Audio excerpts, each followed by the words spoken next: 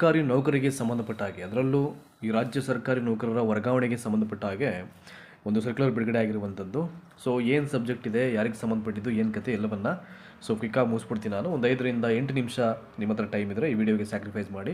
So let start from the subject. ನೋಡಿ, ಸಬ್ಜೆಕ್ಟಲ್ಲಿ ಏನು ಇಲ್ಲಿ ಹೇಳಿದ್ದಾರೆ, ರಾಜ್ಯ ಸರ್ಕಾರಿ ನೌಕರರ ವರ್ಗಾವಣೆಗೆ ಸಂಬಂಧಪಟ್ಟಂತೆ ಮಾನ್ಯ ಕರ್ನಾಟಕ ಉಚ್ಚ ನ್ಯಾಯಾಲಯವು, ನೋಡಿ ಪ್ರತಿಯೊಂದು ಕೇಸ್ಗೂ ಅಥವಾ ಏನಾದರೂ ಅದು ಇನ್ಸಿಡೆಂಟ್ಸ್ಗೆಲ್ಲ ಒಂದು ನಂಬರ್ ಅಂತ ಇರುತ್ತೆ, WP ನಂಬರ್ ದಟ್ ಈಸ್ 3577/2025.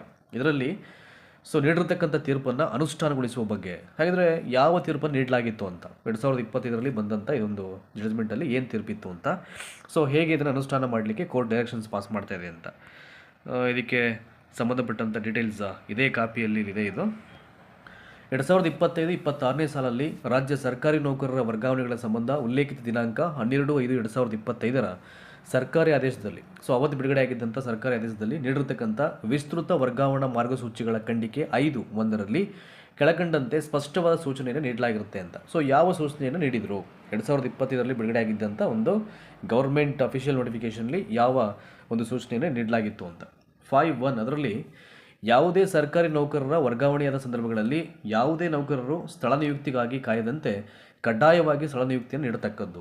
ಏನಕ್ಕೆ ಇಮಿಡಿಯೇಟ್ ಅವರಿಗೆ ಸ್ಥಳ ನಿಯುಕ್ತಿಯನ್ನು ನೀಡಬೇಕು ಅಂತ ಹೇಳಿದ್ದಾರೆ. ಈ ರೀತಿ ಹಲವಾರು ಸರ್ಕಾರಿ ನೌಕರರು ಸ್ಥಳ ನಿಯುಕ್ತಿಗಾಗಿ ಕಾಯುವುದರಿಂದ ಸರ್ಕಾರಕ್ಕೆ ಅನಾವಶ್ಯಕವಾಗಿ ಆರ್ಥಿಕ ಹೊರೆಯಾಗುತ್ತದೆ ಎಂಬುದನ್ನು ಗಮನದಲ್ಲಿ ಇಟ್ಟುಕೊಳ್ಳತಕ್ಕದ್ದು ಅಂತ ಹೇಳಿದ್ದಾರೆ. ನೆಕ್ಸ್ಟು ಮತ್ತೊಂದು ಪಾಯಿಂಟಲ್ಲಿ ಹೇಗೆ ಕಾಲಪ್ ಮಾಡ್ತೀನಿ ನಾನು. ನೋಡಿ, ಇಲ್ಲಿದೆ, ಇಲ್ಲಿ ಹಿಯರ್.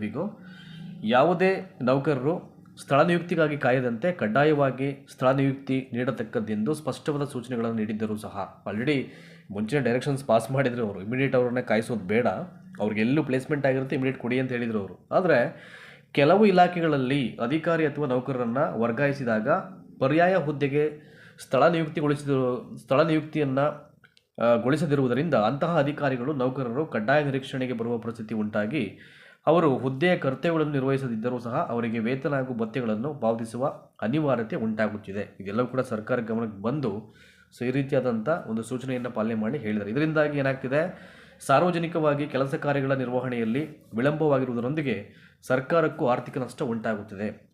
ಯಾವ ಇಲಾಖೆ ತಗೊಂಡ್ರೆ ಫೇರ್ ಆಗಿ ಆನ್ ಟೈಮ್ಗೆ ಯಾವ ಕೆಲಸಗಳನ್ನು ಯಾರೂ ಮಾಡಲ್ಲ.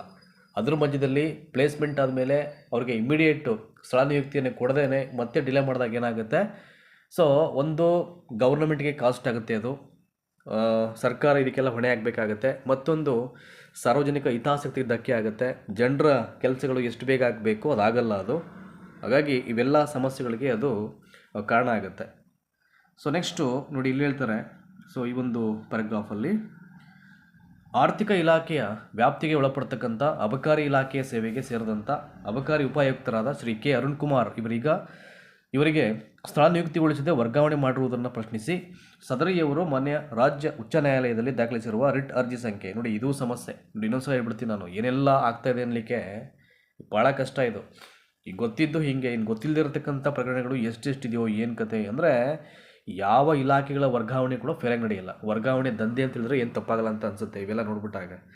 ನೋಡಿ, ಅವರು ಅಬಕಾರಿ ಇಲಾಖೆಯ ಸೇವೆಗೆ ಸೇರಿದಂಥ ಅಬಕಾರಿ ಉಪಾಯುಕ್ತರಂತೆ ಅವರು ಶ್ರೀ ಕೆ ಅರುಣ್ ಕುಮಾರ್ ಅಂತ. ಅವ್ರಿಗೇನಾಗಿತ್ತು, ಸ್ಥಳ ನಿಯುಕ್ತಿಗೊಳಿಸದೆ ವರ್ಗಾವಣೆ ಮಾಡಿರೋದು. ನೋಡಿ, ಯಾವ ಪ್ಲೇಸು ಅಂತ ಚೂಸ್ ಮಾಡ್ದೇ ಟ್ರಾನ್ಸ್ಫರ್ ಮಾಡಿರುವಂಥದ್ದು. ಇದನ್ನು ಕ್ವಶನ್ ಮಾಡಿದ್ದಾರೆ. ಇದರಿಂದ ಏನಾದರೂ ಇದ್ದಿರ್ತಿದೆ, ಯಾರ್ದಾದ್ರು ಕೈವಾಡ, ಅದಕ್ಕೆ ಇದೆಲ್ಲ ಅಂದರೆ ದ ರೀಸನ್ ಬಿಹೈಂಡ್ ಲಂಚ, ಭ್ರಷ್ಟಾಚಾರ ಅಷ್ಟೇ. ಸದರಿಯವರು ಮಾನ್ಯ ರಾಜ್ಯ ಉಚ್ಚ ನ್ಯಾಯಾಲಯದಲ್ಲಿ ದಾಖಲಿಸಿರತಕ್ಕಂಥ ರಿಟ್ ಅರ್ಜಿ ಸಂಖ್ಯೆ ಯಾವಾಗ ಅದು ನೋಡಿ, ಇಲ್ಲಿ 30/1/2026 ನೀಡಿರತಕ್ಕಂಥ ತೀರ್ಪಲ್ಲಿ ಕೆಳಕಂಡಂತೆ ಆದೇಶವನ್ನು ಮಾಡಲಾಗಿರುತ್ತೆ. ಪ್ಲೇಸ್ಮೆಂಟನ್ನು ತೋರಿಸ್ದೆ ಅಥವಾ ಈ ಸ್ಥಳ ನಿಯುಕ್ತಿಯನ್ನು ಗೊಳಿಸ್ತೇನೆ ಯಾಕೆ ಟ್ರಾನ್ಸ್ಫರ್ ಮಾಡಿದಾರೆ ಅಂತ ಅವ್ರನ್ನ ಏನು ಈಗ ಕೋರ್ಟು ಇಲ್ಲಿ ತೀರ್ಪು ಕೊಟ್ಟಿರುವಂಥದ್ದು. ನೋಡಿ, ಇಲ್ಲಿದೆ, ಇಲ್ಲಿ the respondents state shall not transfer an official without providing a posting to him on his transfer ಅಂತ ಇದೆ. Next directing a transport officers official to report before competent authority would not amount to providing posting ಅಂತ. That is very important. ಅಂದರೆ ಸ್ಥಳ ನಿಯುಕ್ತಿಯನ್ನು ಗೊಳಿಸ್ತೇನೆ ಮಾಡೋದು ಭಾಳ ತಪ್ಪು ಅಂತ ಇಲ್ಲಿ. Next, if the state transfers an officer official without providing any posting to him, then such official who is not providing posting shall not be relieved of his duties in the previous post until he is providing with posting ಅಂತ ಇಲ್ಲಿ ಅವ್ರು ಹೇಳಿದ್ದಾರೆ. ಈಗ ಅಂದರೆ exact ಅವರು ಯಾವುದಕ್ಕೆ ನಿಯುಕ್ತಿಯನ್ನು ಮಾಡ್ಕೊಂಡಿರ್ತಾರೆ ಅದನ್ನು ತೋರಿಸ್ಬೇಕು ಅಂತ, ಅದನ್ನು ತೋರಿಸ್ತೇನೆ ಸ್ಥಳ ನಿಯುಕ್ತಿಗೊಳಿಸ್ತೇನೆ, ಯಾವುದೇ ಕಾರಣಕ್ಕೂ ವರ್ಗಾವಣೆಯನ್ನು ಮಾಡೋಗಿಲ್ಲ ಅಂತ ಇಲ್ಲಿ ಕ್ಲಿಯರ್ ಕಟ್ಟಾಗಿ ಹೇಳಿದೆ ಕೋರ್ಟು. ಸೊ ನೆಕ್ಸ್ಟು ನೋಡಿ, ಇಲ್ಲಿದೆಯಲ್ಲ, ಇಲ್ಲಿ ಹೇಳ್ತಾರೆ ಕೊನೆಯ ಒಂದು ಪ್ಯಾರಾಗ್ರಾಫಲ್ಲಿ, ಮಾನ್ಯ ನ್ಯಾಯಾಲಯವು ನೀಡಿರತಕ್ಕಂಥ ತೀರ್ಪಿನ ಹಿನ್ನೆಲೆಯಲ್ಲಿ ಯಾವುದೇ ನೌಕರರು ಸ್ಥಳ ನಿಯುಕ್ತಿಗಾಗಿ ಕಾಯದಂತೆ ಕಡ್ಡಾಯವಾಗಿ ಸ್ಥಳ ನಿಯುಕ್ತಿ ನೀಡತಕ್ಕದ್ದೆಂದು ಮತ್ತೊಮ್ಮೆ ಸರ್ಕಾರದ ಎಲ್ಲ ಅಪಾರ ಮುಖ್ಯ ಕಾರ್ಯದರ್ಶಿ, ಸರ್ಕಾರದ ಪ್ರಧಾನ ಕಾರ್ಯದರ್ಶಿಗಳು, ಸರ್ಕಾರದ ಕಾರ್ಯದರ್ಶಿಗಳು ಹಾಗೂ ಇತರೆ ಸಂಬಂಧಿತ ಸಕ್ಷಮ ಪ್ರಾಧಿಕಾರಿಗಳು, ಇಲಾಖಾ ಮುಖ್ಯಸ್ಥರುಗಳಿಗೆ ಸೂಚನೆಯನ್ನು ನೀಡಿದೆ. ಈ ಚೀಫ್ ಸೆಕ್ರೆಟರಿ ಅಂತ ಏನು ಹೇಳ್ತಾರೆ, ಇವರೇ ಫಸ್ಟ್ ಆಫ್ ಆಲ್ ನೆಟ್ಟಿಗೆ ಸರಿಲೇ ಇದು. ಸರ್ಕಾರದ ಹಂತದಲ್ಲಿ ಕೆಲಸ ಮಾಡ್ತಕ್ಕಂಥ ಸೆಕ್ರೆಟರಿಯೇಟು ಇವರೇ ಇವೆಲ್ಲ ಸಮಸ್ಯೆಗಳು ಮಾಡುವಂಥದ್ದು ಇಲ್ಲಿ. ಸೊ ಒಂದು ವೇಳೆ ಈ ಸೂಚನೆಯನ್ನು ಉಲ್ಲಂಘಿಸಿ ವರ್ಗಾವಣೆಗಳಲ್ಲಿ ಸರ್ಕಾರಿ ನೌಕರರಿಗೆ ಸ್ಥಳ ನಿಯುಕ್ತಿ ನೀಡದೆ ಕಡ್ಡಾಯ ನಿರೀಕ್ಷಣೆಯಲ್ಲಿ ಇರಿಸಿದ್ದಲ್ಲಿ ಮಾನ್ಯ ರಾಜ್ಯ ಉಚ್ಚ ನ್ಯಾಯಾಲಯದ ನಿರ್ದೇಶನದಂತೆ ಆ ಅವಧಿಗೆ ಪಾವತಿಸಲಾದ ವೇತನ ಮತ್ತು ಭತ್ಯೆಯನ್ನು ಸಂಬಂಧಿತ ಸಕ್ಷಮ ಪ್ರಾಧಿಕಾರಿಗಳಿಂದ ವಸೂಲಿ ಮಾಡಲಾಗುವುದೆಂದು ಸೂಚನೆಯನ್ನು ನೀಡಲಾಗಿದೆ. ಅವರೇ ಪೇ ಮಾಡಬೇಕಾಗತ್ತೆ ಅಂತ. So that is very important. ಭಾಳ ಕ್ಲಿಯರ್ ಕಟ್ಟಾಗಿ ಸೊ ಎಲ್ಲವನ್ನು ಇಲ್ಲಿ ಹೇಳಿದ್ದಾರೆ ಇಲ್ಲಿ. ಸೊ ಇದು ಎಲ್ಲೆಲ್ಲಿ ಏನೇನಾಗುತ್ತೋ ಭಾಳ ಕಷ್ಟ. ಸರ್ಕಾರದ ಮುಖ್ಯ ಕಾರ್ಯದರ್ಶಿಗಳು ಡಾಕ್ಟರ್ ಶಾಲಿನ್ ರಜನೀಶ್ ಅವರು ಅದನ್ನು ಇಲ್ಲಿ ಹೇಳಿರುವಂಥದ್ದವರು ಸಿಗ್ನೇಚರ್ ಮಾಡಿ, ಅಂದರೆ ಕೋರ್ಟು ಏನು ತೀರ್ಪನ್ನು ಪ್ರಕಟ ಮಾಡಿತ್ತು ಸೊ ಅದನ್ನು ಅವ್ರು ಹೇಳಿದ್ದಾರೆ. ಸೊ ಇದಿಷ್ಟು ಭಾಳ ಪ್ರಮುಖವಾದಂಥ ಸರ್ಕ್ಯುಲರ್ ಅಂತ ಅನ್ನಿಸ್ತು. ಸೊ ಜಸ್ಟ್ ನಿನ್ನೆ ಅಷ್ಟೇ ಬಂದಿರತಕ್ಕಂಥದ್ದು ಇದು ಕರ್ನಾಟಕ ಸರ್ಕಾರದಿಂದ. ಹಾಗಾಗಿ ನಮ್ಮ ವಾಹಿನಿ ಕಡೆಯಿಂದ ಒಂದು ಮಾಹಿತಿ ಕೊಡಬೇಕು ಅಂತ ಅನಿಸ್ತು, ಹಾಗಾಗಿ ವಿಡಿಯೋ ಮಾಡಿದ್ದು. ಸೊ ಈ ಕಂಟೆಂಟ್ ಇಷ್ಟ ಆಗಿರೋ ದಯಮಾಡಿ ಎಲ್ಲರಿಗೂ ಶೇರ್ ಮಾಡಿ. Thank you so much.